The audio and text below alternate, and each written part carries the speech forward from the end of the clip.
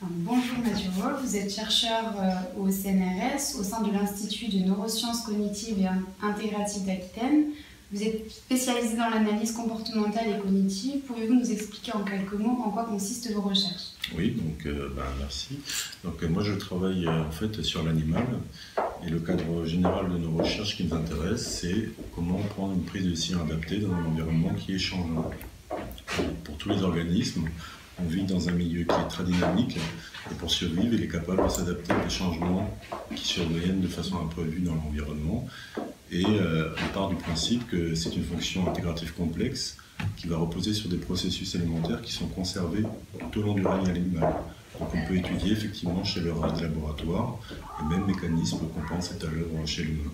Et donc mon métier consiste à identifier les bases neurobiologiques de ces mécanismes. Vous venez de publier dans le journal des neurosciences une découverte concernant la localisation et le rôle d'une zone spécifique du cerveau qui est impliquée dans le mécanisme de la prise de décision. Pouvez-vous nous expliquer quelles sont ces zones du cerveau qui s'activent lors d'une prise de décision?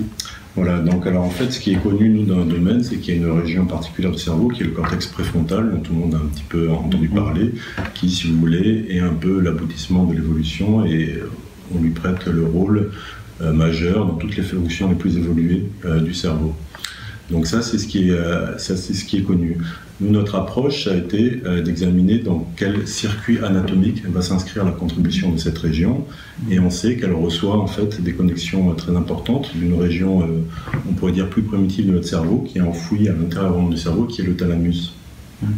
Et cette région thalamique, jusqu'à présent, on lui prêtait uniquement un rôle de relais des informations sensorielles, et donc notre approche, ça a été de montrer que cette région thalamique par elle-même est capable d'assurer des fonctions aussi complexes que la région préfrontale, et que donc ce sont deux constituants d'un même circuit fonctionnel. D'accord. Est-ce que le mécanisme est le même dans le cerveau selon que les décisions ou le comportement est réfléchi ou inconscient? Alors, quand on prend une décision, on peut le faire selon plusieurs modalités, et on peut étudier cela chez l'animal. Donc la façon dont on procède dans le laboratoire, c'est qu'on entraîne les animaux à effectuer une action pour obtenir une récompense. Et on a pu établir depuis assez longtemps déjà que quand un animal produit une action, en vue d'obtenir une récompense, il y a deux modes principaux de l'action. Un mode qui est dirigé vers un but, où l'animal a une représentation précise de ce qu'il va obtenir en effectuant cette action. Il a donc une connaissance précise de la relation de contingence entre l'action qu'il produit et la récompense qu'elle permet d'obtenir, et aussi la valeur de cette récompense qu'on peut modifier par différents traitements expérimentaux. Et à côté de ça, il y a un autre mode qu'on va dire habituel, où l'animal est en quelque sorte déconnecté de ces notions de relation de contingence et de représentation de la valeur. Donc l'animal va effectuer cette action sur un mode automatique. Alors les deux modes d'action ont leurs avantages et leurs inconvénients. Pour le premier, c'est un mode qui est flexible, qui permet de prendre une décision quand un changement intervient, qui a nécessité d'adapter le comportement, mais c'est beaucoup plus coûteux en ressources cognitives.